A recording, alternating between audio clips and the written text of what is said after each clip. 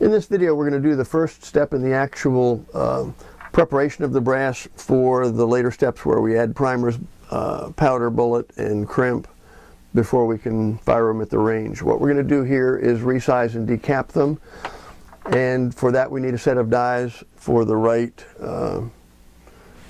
for this specific cartridge, which is the 308 Winchester. The rifle dies come generally in 2, 3, or 4 die sets. If you look at these dies here more closely, I have them in a turret press, but I have the turret press deactivated, so this is nothing more than a convenient single stage press. I've got the resizing, full-length resizing and decapping die, the bullet seating die. This one in the back is the crimp die. A 2 die set is going to have the resizing and the bullet seating die. That's a very common way of buying rifle ammo, and at the very minimum, that's all you need. If you buy a 3 die set, generally what you get is what's called a collet or a neck resizing die as the third one in the set. Sometimes the 3 die sets is all you can buy. That's all I was able to buy. I actually had to source the crimp die separately to make up my 4th die set by buying that separately. But as you know, I have you can see I have the resizing die, full-length resizing die, bullet seating, and crimp die here because those are all we're going to use. We're not going to do the neck resizing. Now, the neck resizing dies do have a great place in reloading, but just not for beginners. The neck only resizing die does just that. It just resizes the neck of the case, which is great for accuracy. It's great for case longevity because you're only going to be work hardening the brass in the immediate vicinity of the neck. The other thing is the case body, because you're not resizing it at all. That body is fire formed to the chamber dimensions of the rifle it was shot in. So there's a good chance that reloaded ammunition with just neck resizing won't fit in other 308 Winchester firearms unless they have virtually the same or larger chamber sizes for this to fit properly.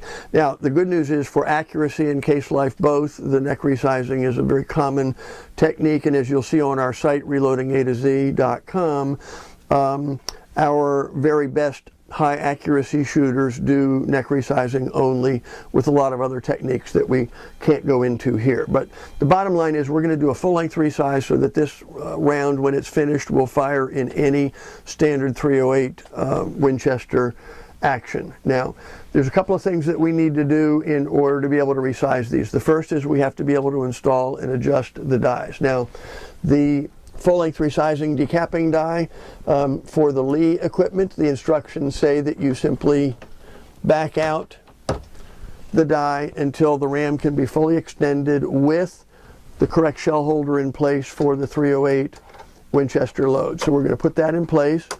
We're going to fully extend the ram all the way up, and then you advance the die until it contacts the surface of the shell holder. Then back the shell holder out, advance the die about 1/4 to 1/3 of a turn, and snug it up with the lock ring. The reason for that's simple.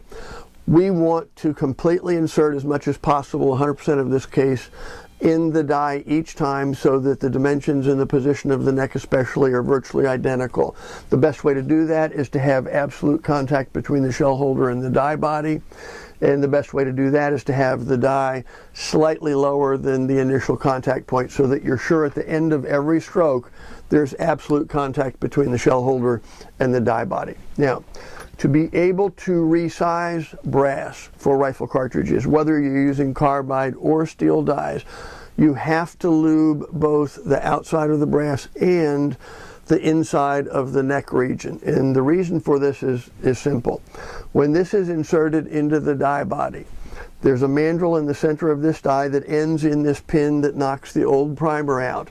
But partway up that mandrel is a plug that is the correct size for the finished dimension for the inside diameter of this neck to properly receive the bullet that's inserted in it. The way this works is as this is inserted into the die completely, the plug and the pin go inside the case, and the top part of this case is actually swaged or formed slightly smaller than the finished diameter. It's actually smaller than that plug size, so that when the case is then withdrawn, that plug is pulled through the neck and sizes that neck to the exact correct finish size. That's where you get into trouble. If you lube only the outside of the case and you insert it, sooner or later you're going to have one of these get stuck on that mandrel, and the only way to get it off is to completely disassemble the die and or use a product, it's an accessory that's not surprisingly called a stuck case remover, which is a way of drilling and tapping the case and removing it from a stuck die. But the best solution is to not have it happen, and that's to put enough lube on the outside, the correct amount on the outside and on the inside, so that you properly resize the case without getting it stuck in the die. Now, there's a number of ways you can accomplish that. RCBS makes a pad. It's simply a high density foam that has a lube that comes with it, and you simply charge this by putting some lube on the pad and letting it absorb onto it. You would take your rifle cases and simply roll them on the pad, and believe it or not, that imparts enough lube to the outside of that case that that's actually the correct amount. The kit comes with a brush with two different head sizes, one for smaller diameter and one for larger. The larger one is suitable for the .30 caliber. We're going to simply rub the brush on the pad to get enough lube on the tips of the bristles. We're going to run it inside and out of the neck, and that's enough lube for this case to properly go into the die and back out again around the mandrel. Now, this is a little awkward because I'm to the side so we can video this. It normally takes enough leverage, but if you're in the front of the die, it's easy to do. This is fully inserted now. The case holder, the shell holder, is in contact with the bottom of the die, and when I withdraw it, I can feel it, the plug pulling through that, and it sizes this neck so that it's the correct dimension for the insertion of the bullet. Now, there's other ways of doing the lube. Lee makes a lube in a tube that's a nice product. I've used it a lot and like it. You simply put a little bit of this lube on your finger. It's a white, creamy type material. And what you do is to simply rub a little bit on the outside of the case. It doesn't have to be perfect, doesn't have to be complete. In fact, you want to make sure you actually keep the lube to a minimum. You don't even want to be able to see it. You want to be able to barely feel it with a dry finger. You especially don't want to get any of it gooped up in the region of the neck, because when this is fully inserted into the die, there is no place for the excess lube to go. And so the hydraulic pressure of that force of the case into the die will force that lube to literally deform the neck of the case and ruin it. So you want to put a little bit of lube on the outside. You could let them dry then, or you could use it as is. And Lee suggests that you put a little bit of their lube on a Q-tip. And again, you want to keep quantities to a minimum, but you want to have just enough that you could get a little bit on the inside of the neck of that case, and that is enough to be able to full length resize this case. It goes all the way in, all the way back off the mandrel, and it's done. Now, I use a hybrid technique with the Lee material that I developed over the years, where I keep a little bit on my fingers, I put a little bit on the outside of the case, and I simply wipe my finger on the mouth of the case. And as tiny as that is, that deposits enough to keep a very slight film of the lube on that plug inside the die, so that when this goes in, it goes in smoothly and comes out smoothly, and that mouth has been, the neck size has been properly resized.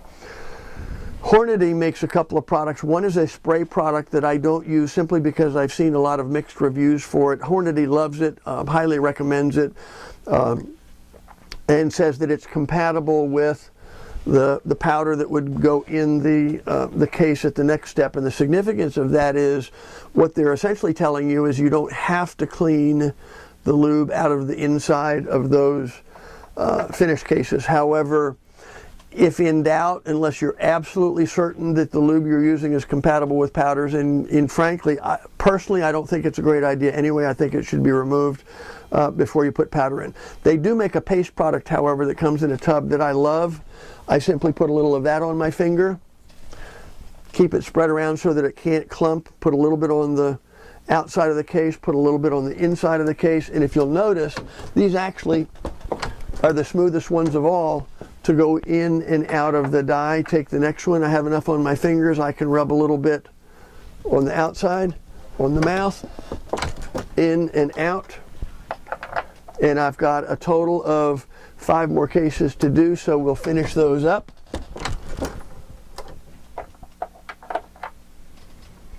And as a matter of fact, you'll find out probably through experience. Occasionally you're going to forget to put a little bit of lube on a case, and as long as you're lubing fairly regularly, there's enough of a film on both the inside of the die and on the plug that if you take a completely dry case and put it in the die without lube, it's still going to come out okay. But you'll notice that last one was a little tight.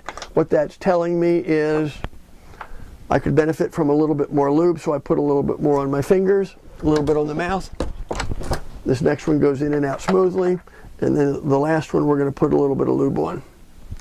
And on the mouth, and we're done. Now these 10 cases have been lubed and full length resized and decapped. The primers, the old primers have been knocked out. The next step is to clean these cases.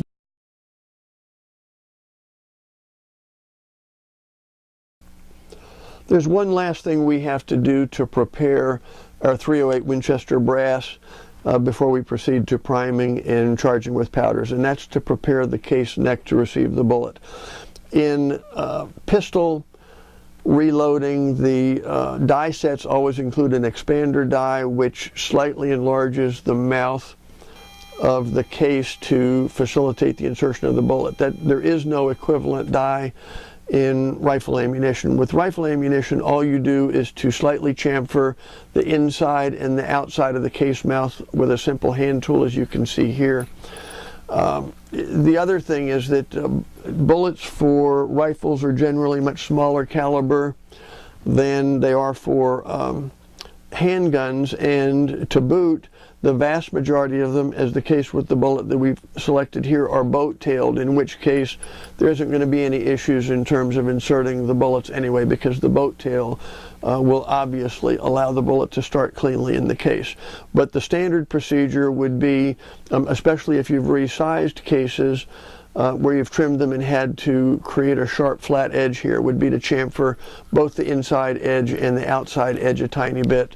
And even in the case of flat-based bullets, that slight chamfering should be enough to allow the bullet to start into the case without damaging either the bullet or the case.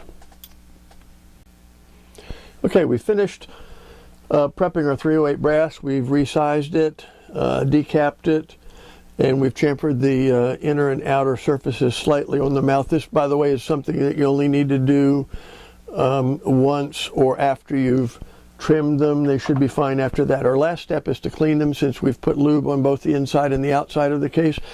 Technically, if you were using a lube that you absolutely knew was compatible with powders, you theoretically could just wipe off the outside of the case. That would be sufficient cleaning. I don't do that. I don't like to do that. I like to take all of the lube off both the inside and the outside of the cases, and I use a traditional tumbler. There's 2 primary media that are used. One is crushed corn cobs, which this is. The other is crushed walnut husks, which is a little bit harder. You'll see debates as to whether one polishes better than the other. There's also some additives you can get that you can add to these. I don't bother with either because I like clean cases, but I'm not terribly concerned about having them be absolutely brand new shiny. Now, there are some more sophisticated cleaning methods. There's sonic cleaners, which use ultrasonic waves in a liquid in a container, that are a fairly new technology that get the cases quite clean. It's similar to the ultrasonic baths that are used in jewelry stores to clean and brighten up jewelry, especially when it has lots of intricate little nooks and crannies. There's the very latest style of cleaning is a drum tumbler that uses stainless steel pins in liquid media that does a phenomenal job of cleaning brass, both the primer pockets as well as the brass itself. It looks absolutely brand spanking new, in some cases actually even better than new. I don't think it's necessary, even though I do buy some brass that clean it from time to time in once fired brass. But we're going to just put our cases in here.